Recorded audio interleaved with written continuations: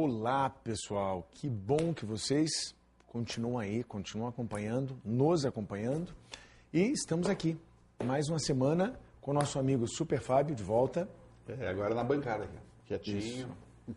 Luan de cabelo novo, né? Essa semana, passou lá no salão, né? Estamos juntos aí. Gente, assunto de hoje, na realidade, três assuntos. E sem exagero, que bom que você pôde assistir a aula hoje, que bom que você está acompanhando hoje. Muita coisa importante, tá? O Fábio até me perguntava, nossa, a gente vai comentar bastante? Eu falei, Fábio, ao mesmo tempo que tem muita coisa para comentar, os assuntos são assuntos que caem muito em prova, tá? Então, dê uma olhadinha comigo aqui, dê uma olhada, olha só.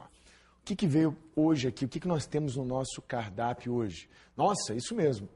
Primeiro, canibalismo sexual. Questão 60, já falei. Transgênicos no nosso cardápio e organelas celulares. E relações ecológicas. Três questões, 4 assuntos que dá pra gente abrir, no mínimo assim, sem fazer muita força, em 8, 10 tópicos. Por isso que eu te falei, uma aula bem importante, que bom que você pôde assistir a aula hoje. O que nós temos aqui, né, gente? Aracnídeo.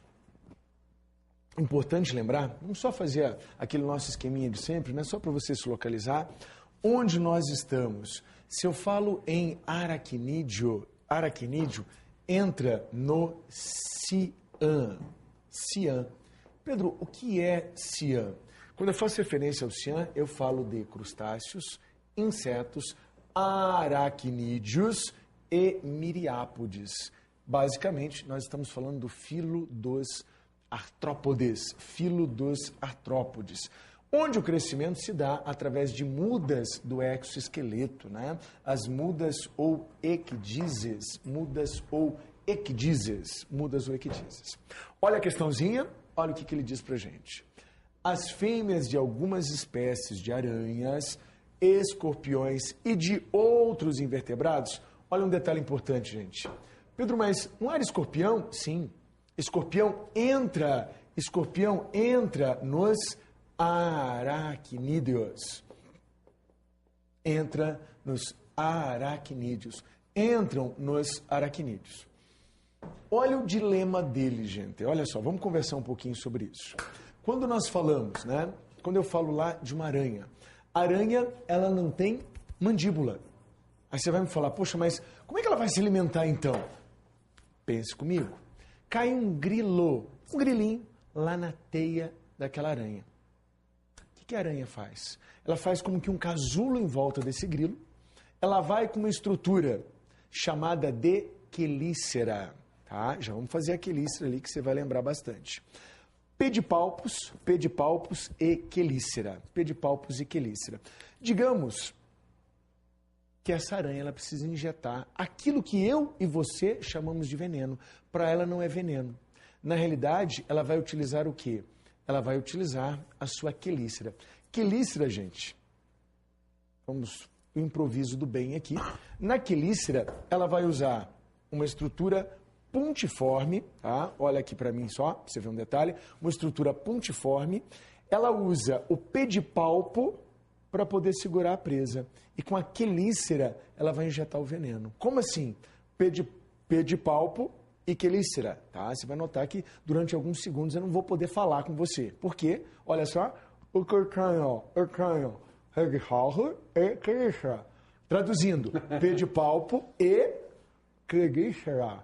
A ideia da injeção do veneno, eu falo que é veneno. Você fala que é veneno. Para a aranha não é veneno. Para a aranha é líquido digestivo. O grilo está ali envolvido naquele casulo. O que acontece? Chega a aranha com seu pedipalpo, segura o casulo, chega lá com a sua quelícera e... Isso mesmo, injeta o veneno ou, para ela, líquido digestivo naquele casulo. O grilo é digerido e depois a aranha volta ali para fazer o quê? Tomar o grilo de canudinho, como se fosse uma vitamina de abacate. Ui, gente, ela está se alimentando. Então, aquilo que para mim é veneno, para você é veneno, para ela é líquido digestivo. Ela não tem mandíbula, ela tem quelícera. lembre da quelícera. Falou em quelicerado, na hora, de maneira muito fácil, muito tranquila, vai vir na tua cabeça, ele está falando de aranha. Tá? Também posso enquadrar os escorpiões aqui nos aracnídeos. Lembre das quelíceras. Eu te falei que hoje, sempre é importante você assistir aula. Que bom que você está assistindo uma aula hoje. Tá? Olha lá no texto. O texto fala assim. As fêmeas de algumas espécies de aranhas, escorpiões e de outros invertebrados predam após a cópula e inseminação. Aqui nós temos... Vamos ler mais um pouquinho, que já te conto uma história sobre essa situação também. Você vai ver o drama, gente, dessas aranhas. Principalmente do macho, né, coitadinho? Como exemplo, fêmeas canibais. Isso mesmo! Fêmea canibal. Fêmea canibal. Do inseto conhecido como louva-a-Deus. Então, primeiro ele está falando de aranha, na sequência. Como exemplo, fêmeas canibais do inseto conhecido como louva-a-Deus. Tenodera aridofolia possuem até 66% da sua dieta composta por machos parceiros. No caso das aranhas, gente, o drama é maior ainda. Põe-se na situação do macho. Fábio, olha a situação dele. Estou pensando aqui. Em média, por isso que eu não gosto de reclamar das coisas, que sempre dá para piorar. Quer ver? A fêmea, em média, é 3 vezes maior que o macho. 3 vezes maior. A fêmea, praticamente cega. Ela só tem ocelos para captar vultos. Ela ouve vozes também não, é vultos só vultos, tá? Esse macho, 3 vezes menor. Ele pula na teia e vai pé ante pé para poder, pata ante pata, para poder copular, fazer sexo com essa fêmea. Ele tem de manter a cópula no ritmo da espécie. Ele tem de se aproximar no ritmo da espécie e, independente do desempenho, não é aquilo, ela não gostou, estava insatisfeita, não, independente do desempenho. Ele mal começou a copular com ela 3 vezes maior. Fala, Fábio. Não. Ela vira para trás, ele lá empenhado, né? Ela vira para trás e arranca a cabeça desse macho. Na realidade, o cefalotórax arranca a cabeça desse macho. Muitas vezes, ela nem queria nada com ele. Nada mais sério, nada. Ela só seduziu esse macho. Ela vai matar o macho, vai pegar o cadáver desse macho e vai carregar para onde? Venha comigo. Ela vai carregar para onde, gente? Vai levar para os filhotes de outro macho. Ela seduziu aquele dali, ela traiu aquele dali, só para pegar o cadáver dele e dar de comida para os filhotinhos dela. Que triste agonia. Será que veio aí a ideia da vasectomia? Será alguma coisa assim? O que acontece na prática, gente? Só para deixar claro, coitadinho estava empenhado, não é? Ela não gostou, matou. Não é, gente. Tem fêmeas que chegam a ficar, por incrível que pareça, até 3 meses em jejum antes da relação sexual. E o macho acaba sendo usado na alimentação. Prazer 2 vezes. Estúdio todo quieto, né? Não, sem comentários. Na questão, nesse horário, então, né? Nesse horário. Ele também fala do louva-a-Deus. Cuidado, tá? A gente tá muito acostumado assim, inseto herbívoro. Na prova, lembra que eu tô te falando hoje, inseto carnívoro, tá? Uma dica aí para você, segredinho para você. Inseto carnívoro, tá? Então, o que ele fala para mim? Que em fêmeas canibais, de louva-a-Deus, elas possuem até 63%, 63% da sua dieta composta por machos parceiros, né? Que parceria, hein? Meu Deus! Para as fêmeas, o canibalismo sexual pode assegurar a obtenção de nutrientes importantes na reprodução. Com esse incremento na dieta, tá? Elas geralmente produzem maior quantidade de ovos, né? Vai querer whey para quê, né, Fábio? Então, maior quantidade de ovos. Nossa, isso é bom para elas, né? Pois é, né? Para elas foi bom. Bem, olha a situação. Do que está acontecendo ali? É bem isso que você está pensando mesmo, tá, gente? Lembre lá que é um inseto carnívoro, um inseto canibal. Apesar de ser um comportamento aparentemente desvantajoso. Então, olha só, ele não está perguntando, ele já está colocando para você a situação. Apesar de ser um comportamento aparentemente desvantajoso para os machos, o canibalismo sexual evoluiu nesses táxons, nesses grupos animais. Por quê? Promove a maior ocupação de diferentes nichos ecológicos pela espécie. O que era nicho que nós vimos em outras aulas? É tudo que o animal faz e como ele faz. Não falou de nicho. Vamos continuar lendo. Favorece o sucesso reprodutivo individual de ambos os parentais. Pedro, mas ele morreu. Letra C. Impossibilita a transmissão de genes do macho para a prole. Letra D. Impede a sobrevivência e reprodução futura do macho. Letra E. Reduz a variabilidade genética da população. Vamos conversar um pouquinho e expandir esse conteúdo. Olha só, gente. Muitas vezes você tem a situação de um inseto, tá? O inseto vai se reproduzir e quando da penetração, vamos pegar aqui só uma canetinha para a gente dar como exemplo, né? Quando da penetração, o que esse machinho pode fazer? O que esse machinho pode fazer? Ele vai lá, penetra a fêmea e ele mesmo, livre espontânea vontade, ele vai lá e quebra parte do próprio pênis dele. Sim. Qual que é a ideia? Lacrar. A partir do momento que ele penetrou, ele vai ejacular no interior da fêmea. Posteriormente, ele quebra o próprio pênis dele. Tá, mas e agora? O que vai acontecer? O que é importante para ele? Vamos pensar naquela situação que, eventualmente, você tem uma fila de machos também para penetrar nessa fêmea, também para copular com essa fêmea. Mas o que esse macho fez? A partir do momento que ele quebra o próprio pênis dele, já tendo ejaculado no interior da fêmea, se outro que está na fila, quem que é o próximo da fila, vai tentar penetrar nessa fêmea, ele não consegue. Por quê? A região está obliterada, está fechada. Nossa, mas fica assim para sempre? Claro que não.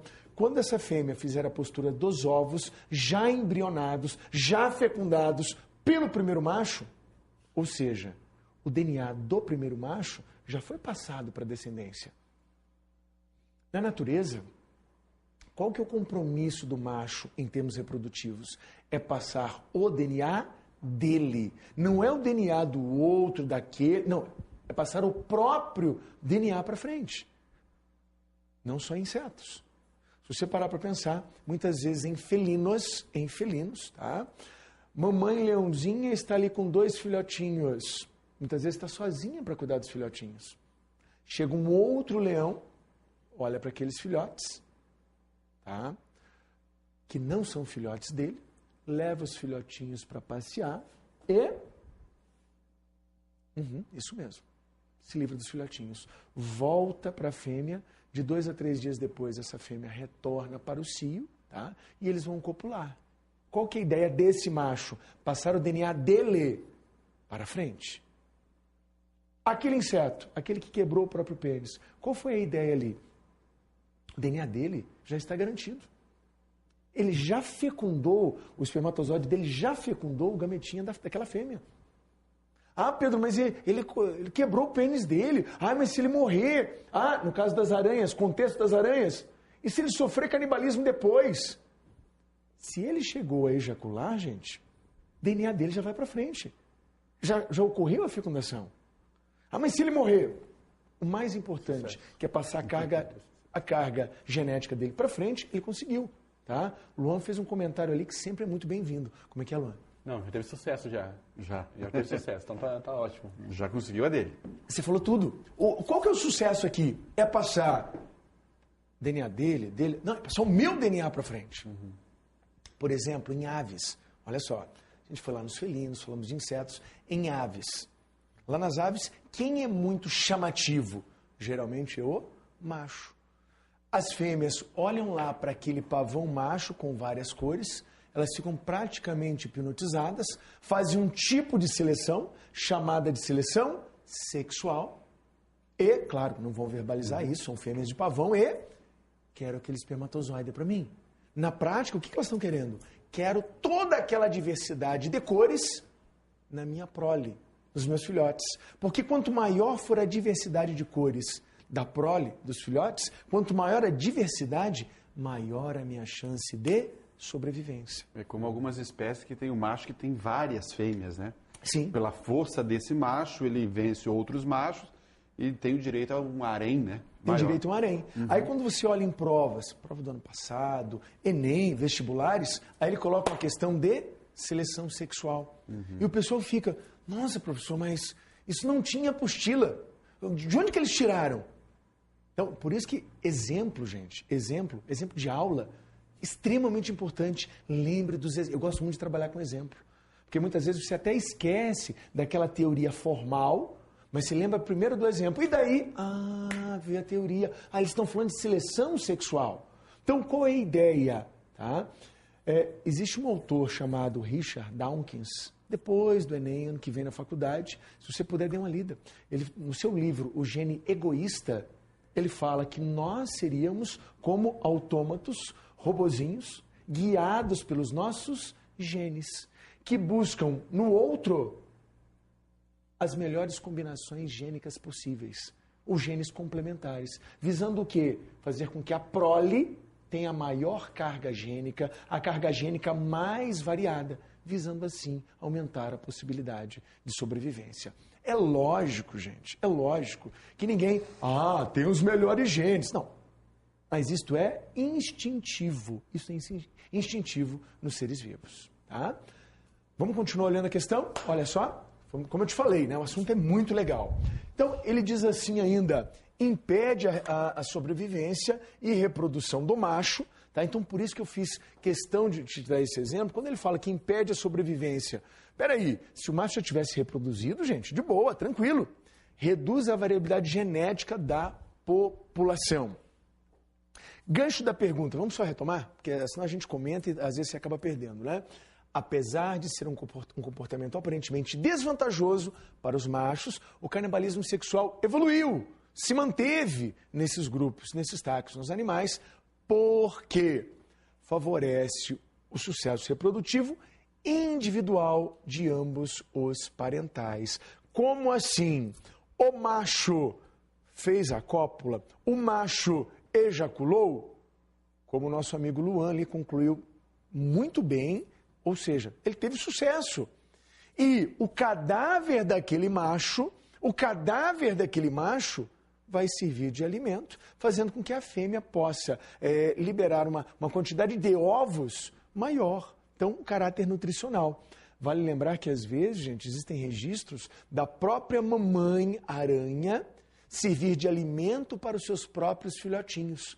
Os filhotinhos já eclodiram, lá os ovinhos já eclodiram, você já tem os filhotinhos, tá? E chega uma hora que esses filhotinhos envolvem a mamãe como se fosse num casulo, digerem a mamãe e comem a própria mamãe. E com os nutrientes dessa mamãe, eles dão um salto evolutivo. Pedro, mas, só para a gente fechar a ideia, essa mãe não vai ficar preocupada? Nossa, ela vai morrer. Pense lá na ideia do gene egoísta. Pedro, vou ver esse livro depois. Depois do Enem, dê uma lidinha bem interessante, tá? A mamãe não vai ficar preocupada? Não, a mamãe já teve o sucesso evolutivo dela. Ela pode morrer, mas os genes da mamãe estão onde? Estão nos filhotes.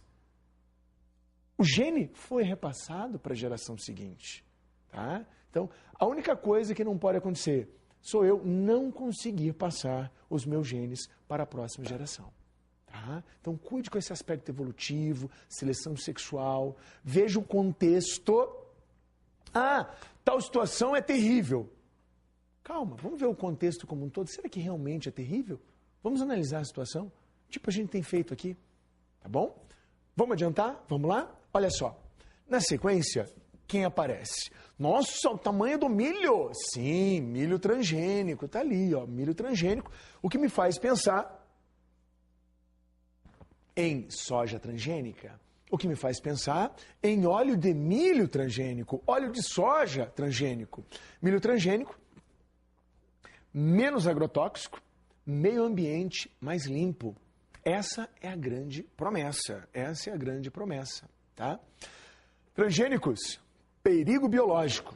Só voltando, menos agrotóxico. Em 10 estados pesquisados, apenas em 2, efetivamente, estava sendo usado menos agrotóxico. A promessa é de menos agrotóxico. Essa é a promessa. Transgênico, perigo biológico. Na prática, o que já foi confirmado? Batata transgênica, podendo levar a processos alérgenos. Algumas cepas de milho transgênico. Lá em ratos, Fábio, o que eles começaram a observar? Que alguns ratinhos começavam a apresentar diminuição do tamanho de testículo, levando eventualmente a diminuição da produção de hormônio sexual masculino. Fêmeas, aumento da genitália externa. Aí você pega duas ratinhas, uma ratinha dessa que se alimentou daquela cepa, não estou falando de todas, mas daquela cepa de milho transgênico, aumento da genitália externa, da vulva. E coloca ela junto com uma outra ratinha que comeu milho convencional. Aquela primeira vai para cima da segunda como se ela fosse um machinho. Coincidência? Eventualmente o milho transgênico. Ao mesmo tempo, semana passada a gente falava de epigenética. O que a epigenética tem falado?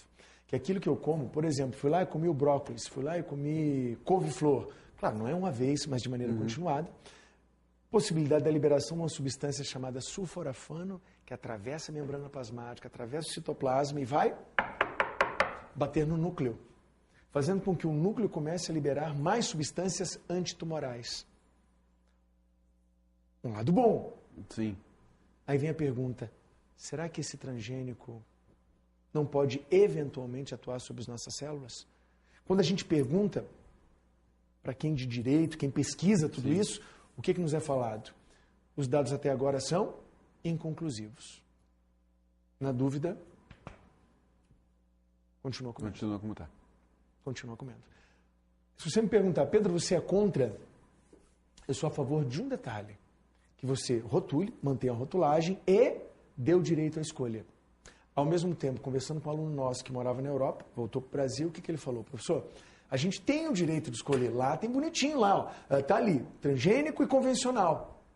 Só que às vezes o convencional lá fora chega a custar 10 vezes mais caro do que o transgênico. E para a produção vai mais... Aí a gente fica naquela, será que realmente, poxa, para o transgênico eu pago 1, para o convencional eu vou pagar 10.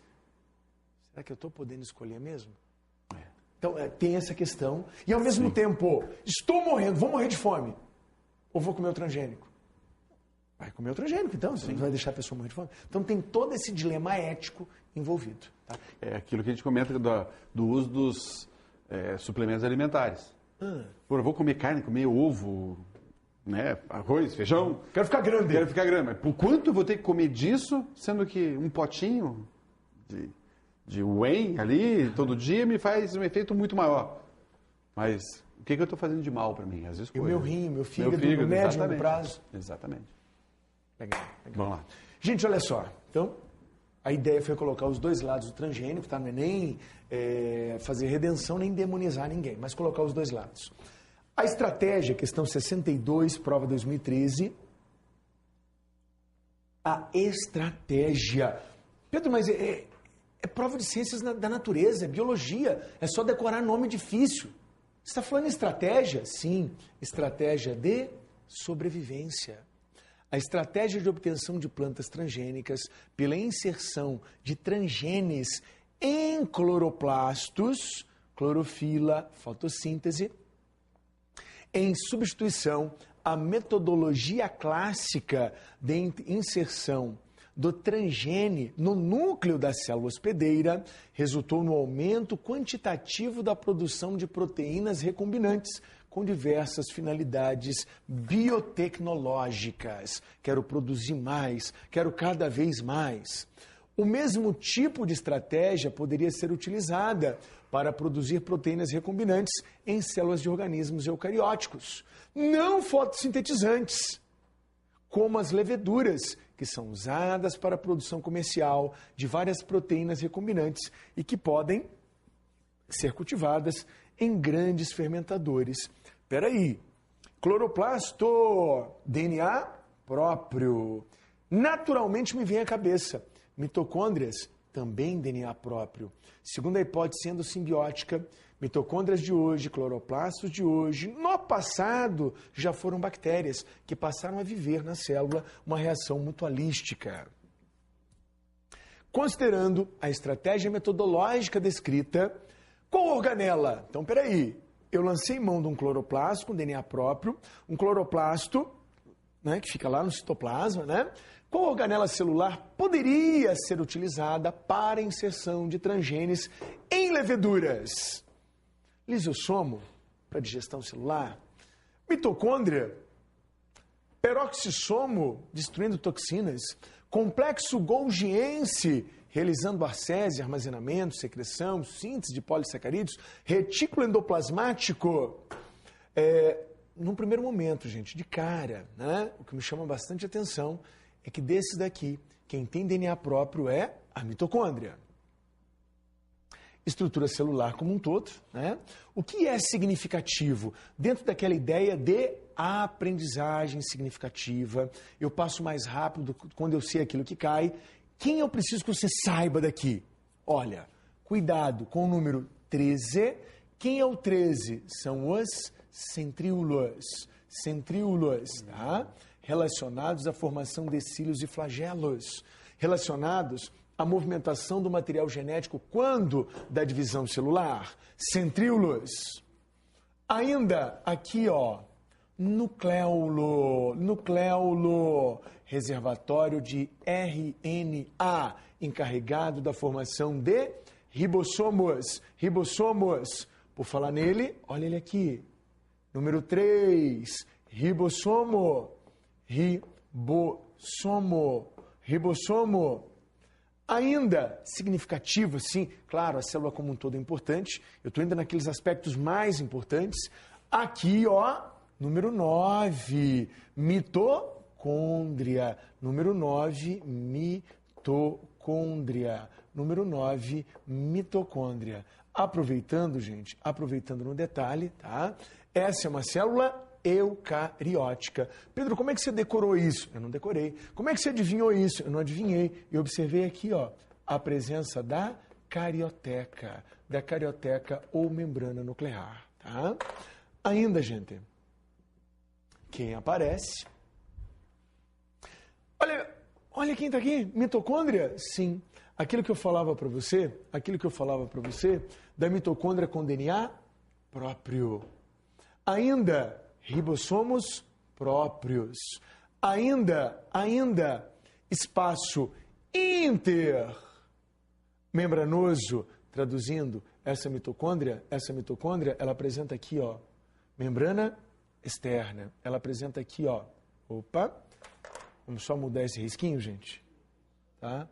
Ela apresenta aqui, ó, membrana interna e membrana externa. Quando eu olho membrana interna e membrana externa, quando eu olho material genético próprio, quando eu olho ribossomos próprios, nossa, que coincidência! Cloroplasto também tem as mesmas características, tá? Segundo a hipótese endossimbiótica, mitocôndrias já foram bactérias no passado. Quando eu olho para a própria estrutura bacteriana, membrana interna, membrana externa, DNA e ribossomos próprios. Mitocôndria relacionada à produção de ATP. ATP para quê? Contração muscular. ATP para quê? Para o trabalho celular como um todo. Mitocôndria de cara, né? Ele deu a dica pra gente. Lembre de mitocôndria, gente. Questão 3. Nossa, olha o que vem aqui. Questão 63, caderno azul. No Brasil, cerca de 80% da energia elétrica advém de hidrelétricas, cuja construção implica o represamento de rios. Nossa, Pedro, a gente já conversou sobre isso. Sim, mais uma vez, energia na nossa provinha do Enem. Só para lembrar, tá? Preciso olhar para você e te falar isso, preciso ficar na tua cabeça. Lembre, você passa mais rápido quando você sabe aquilo que cai. Só estou pedindo para você guardar aquilo que cai, tá? Energia. Olha o que ele fala na questão. No Brasil, cerca de 80% da energia elétrica advém de hidrelétricas, cuja construção implica o represamento de rios. Represamento, 80%, gente. Não é um país tropical, abençoado por Deus, aqui, beleza? Ó, cadê o sol? Energia eólica. Cadê o vento? Energia eólica. Cadê o sol? Energia solar. Cadê a energia da biomassa? A formação no reservatório, para esse fim, por sua vez, pode modificar a ictiofauna. Quem que é a ictiofauna? Ictiofauna, ictio é peixe. Ciência que estuda peixe. É peixologia. Não, ictiologia. Local. Um exemplo, o represamento do rio Paraná, onde se observou o desaparecimento de peixes cascudos, quase que simultaneamente ao aumento do número de peixes de espécies exóticas. Espécies exóticas. Já falamos de espécies exóticas, só que em outro contexto. Introduzidas como o mapará e a corvina, as três espécies com nichos ecológicos semelhantes. Então, quando eu falo em espécie exótica, gente, o que nós temos? Sobreposição de nichos. Princípio da exclusão competitiva de Gauss. Quando eu tenho dois indivíduos ocupando o mesmo hábitat, o mesmo nicho, tendo sobreposição de nichos, isso leva à competição. E um deles acaba desaparecendo. E o outro persiste. O que é isso? Princípio da exclusão competitiva de Gauss. É disso que ele está tratando, tá? Olha lá na questão. Então ele fala assim pra gente. Olha só, mais peixinho, pessoal que é pescador. O que me chama a atenção aqui, gente, é principalmente, assim, no ponto de vista biológico, né? Olha a coloração dele. Olha a coloração dessas pedras. Não sei se chegou a notar. O que é isso? Isso é algo chamado de homocromia. Qual é a minha ideia? Eu quero ficar ali à mostra para os predadores? Não, eu quero me esconder dos predadores. Eu quero sobreviver. Eu quero passar meu DNA para frente.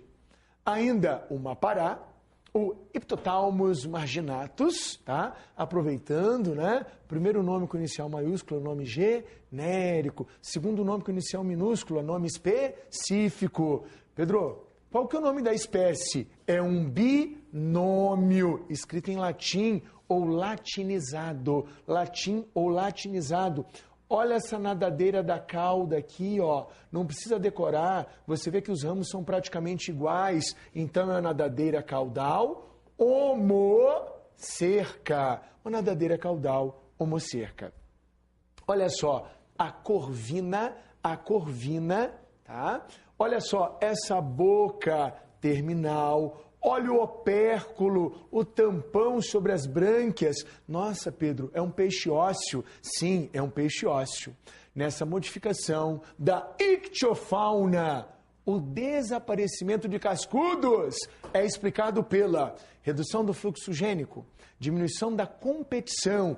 Diminuiu essa competição, será? Para alguém ter sumido?